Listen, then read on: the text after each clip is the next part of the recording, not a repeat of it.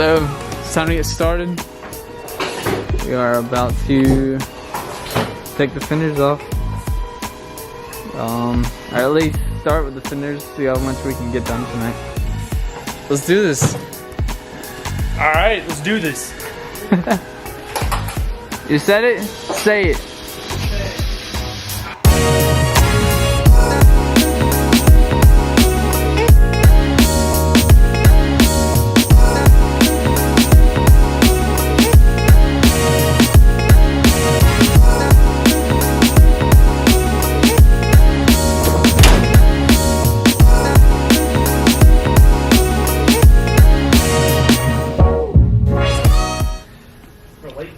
Yes, yeah. I agree.